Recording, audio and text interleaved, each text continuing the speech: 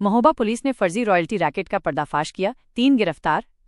Mahoba police ने एक बड़े फर्जी रॉयल्टी रैकेट का भंडाफोड़ करते हुए 3 जालसाजों को गिरफ्तार किया है।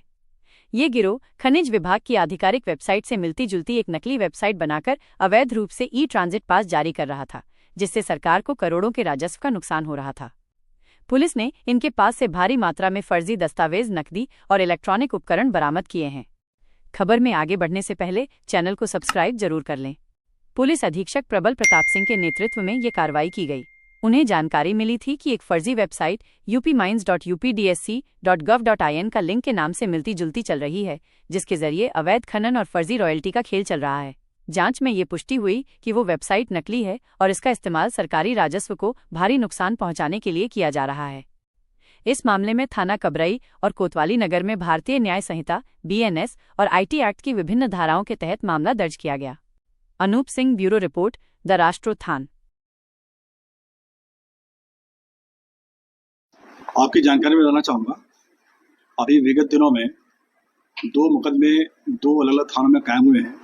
एक मुकदमा थाना कोतवाली में माइनिंग डिपार्टमेंट के अफसरों की तरफ से कायम हुआ था, फर्जी वेबसाइट बनाने का और इसके मिसयूज का। इसके अलावा एक केस कृषक संघ के संरक्षक श्री रामकिशोर सिंह के द्वारा कायम कराया गया, जिसमें उनके द्वारा अवगत कराया गया था कि उनके क्रशर से लगभग 10,000 के करीब ओरिजिनल पेपर्स इनके ही कर्मचारी के द्वारा गायब कर दिए गए थे और इनका प्रयोग फेक रॉयल्टी बनाने में किया गया है। इन दोनों केसेस पर जब काम किया गया तो ये एक गैंग की गिरफ्तारी की गई है, जिसमें मेन मुलजिम विजय सैनी, उसके साथ में बिंदा दीन जो कि कर्मचारी है क्रशर का, और विकास रजौरिया, ये 3 मुलजिमान की गिरफ्तारी की गई है। 6 मुलजिमान अभी शेष हैं, जिनकी गिरफ्तारी जल्दी से जल्दी सुनिश्चित की जाएगी। जो इनका मॉडस ऑपरेंडी है वो बड़ा यूनिक है, मैं आपकी जानकारी में लाना चाहूँगा। जो रॉयल्टी पेपर्स ये क्रशर से उठवाते हैं मुनीम के माध्यम से, ये जगह जगह के क्रशर मालिकों के जो मुनीम हैं, इसमें ऐसा प्रतीत होता है कि इन्वॉल्व हैं। आपकी जानकारी में होगा कि 2 तरह के रॉयल्टी पेपर्स होते हैं। एक तो रॉयल्टी पेपर यूज़ किया जाता है खदान से क्रशर तक, और दूसरा क्रशर से लेकर के ट्रांसपोर्टेशन और उसके बाद डेस्टिनेशन तक। जो पहला वाला जो क्रशर से तक आता है रॉयल्टी, वो अमूमन यूज नहीं होता है, उसकी जगह कंप्यूटर पे ही जनरेट कर दिया जाता है रवन्ना EAMM, और मेन पेपर बचा लिया जाता है। ये कॉन्स्पिरेसी के तहत बचाया जाता है, क्योंकि वही पेपर उसी को मेन रॉयल्टी के रूप में विजय सैनी और उसके गैंग के द्वारा इस्तेमाल किया जा रहा था। ये लोग उस रॉयल्टी पेपर को यूज करते हैं। मेन साइट में जाने के लिए क्रशर ओनर जिनके पास उनका ID और पासवर्ड होता है, वो मोस्टली जो उनके मुनीम के पास होता है, मुनीम के माध्यम से प्राप्त हो जाता है, और वो बड़ा सिंपल भी है।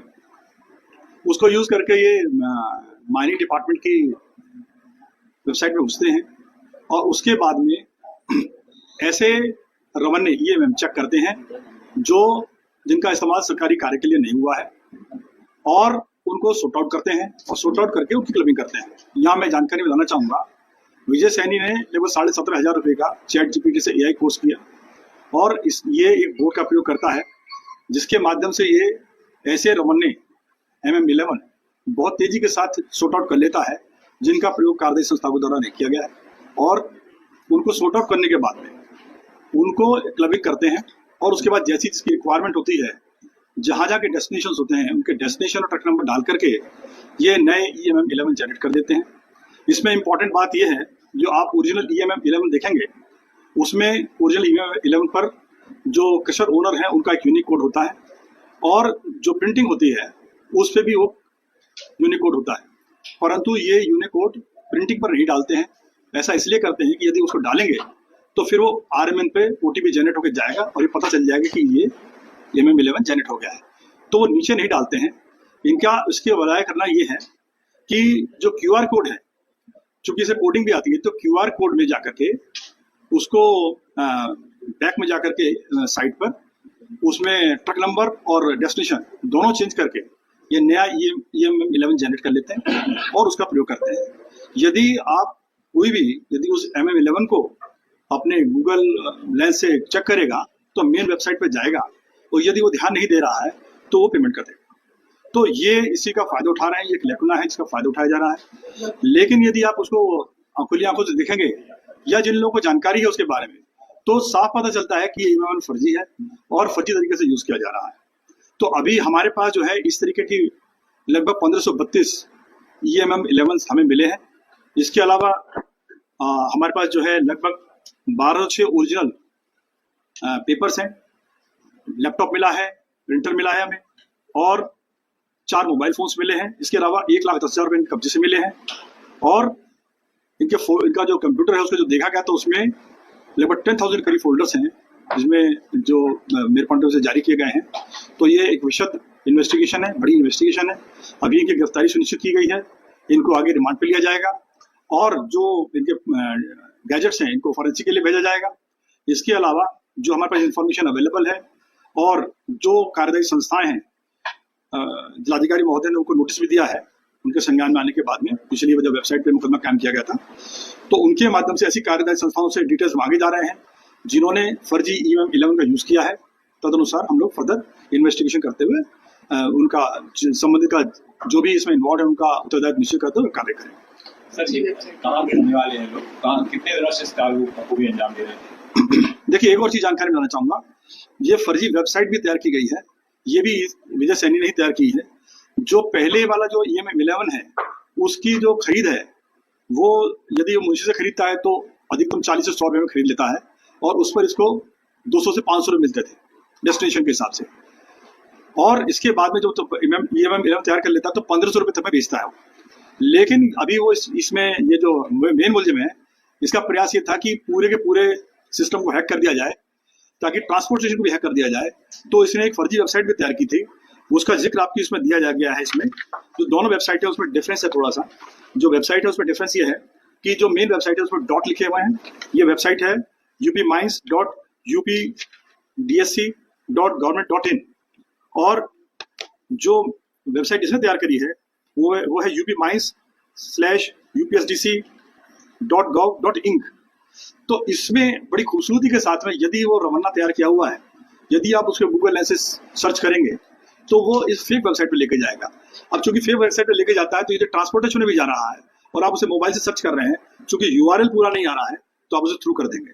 तो इस प्रकार से पूरे सिस्टम को हैक करने का इसने प्रयास किया था। इसका भी इसने इस्तेमाल किया है, लेकिन बहुतायत से इस्तेमाल नहीं कर पाया है, जैसा जानकारी में आया। इसको भी हम लोग आगे फर्दर डेवलप कर रहे हैं कि इसके द्वारा कितने लोगों ने इसको इस्तेमाल किया है।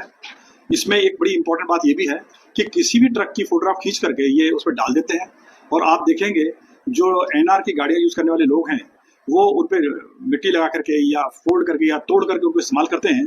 तो ये भी हमारे उसमें है, परव्यू में है, इनके ऊपर भी कार्रवाई की जाएगी। सर लगभग कितने करोड़ की राजस्व की क्षति का आकलन किया जा रहा है? देखिए, ये 2024 से काम कर रहा है, उसके पहले से भी काम कर रहा है, और 2024 से फुल फ्लेजेड काम कर रहा है। तो आप समझ सकते हैं कि 1-1.5 साल के अंदर कितना ज्यादा काम किया हुआ इसने। और ये 10,000 के करीब पेपर तो यही है जो मैं बता रहा हूँ आपको।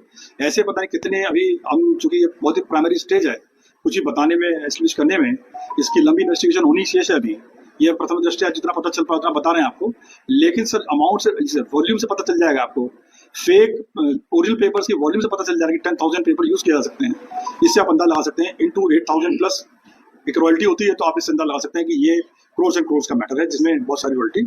सर ये लोग तो मान लीजिए काम कर रहे थे, लेकिन पूरा इनका एक आईटी सेक्टर होगा, ऐसे लोगों पर कितनी कार्रवाई की जा रही है, क्या ऐसी जांच की जा रही है? देखिए, मैंने अभी आपको बताया, जो मेन मुलजिम है इसने एआई कोर्स किया है। एआई कोर्स करने का इसको फायदा ये हुआ है कि ये बहुत तेजी के साथ ऐसे ट्रक्स को सॉर्ट आउट कर सकता है, ऐसे रवन्नों को सॉर्ट आउट कर सकता है जो कार्यदायी संस्थाओं के नहीं है, और उनकी क्लबिंग कर लेता है। ये 5-7-10 मिनट में कर लेता है। उसके बाद ये इमेज मतलब कितने भी जनरेट कर सकता है। ठीक है, तो ये टेक्निकल एक्सपर्ट है। इसी प्रकार से अन्य टेक्निकल एक्सपर्ट भी होंगे जिनके ऊपर हम लोग काम कर रहे हैं। कुछ लोगों के नाम में पता चले, 6 इन्हीं के भी मुलजिम हैं जो इसी मैटर में वांछित हैं, जिनकी जल्द से जल्द गिरफ्तारी सुनिश्चित की जाएगी।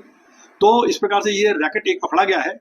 ऐसे और भी रैकेट्स काम कर रहे हैं जिनपे हम लोग प्रयास करेंगे जल्दी से जल्दी गिरफ्तारी करें। विभाग के कुछ कर्मचारी अधिकारी हैं? नहीं, देखिए ऐसा है, मैं आपको फिर बता रहा हूँ, it is very primary stage of the investigation. अभी हमने जो रैकेट बस किया है, अभी हमारे पास प्रूफ्स हैं, फर्जी रॉयल्टी बनाने के प्रूफ है, फर्जी रॉयल्टी इस्तेमाल करने के प्रूफ है, उन रॉयल्टी का फायदा लेने के प्रूफ है। उसमें जो भी इन्वॉल्व हुआ है वो इस परव्यू में है।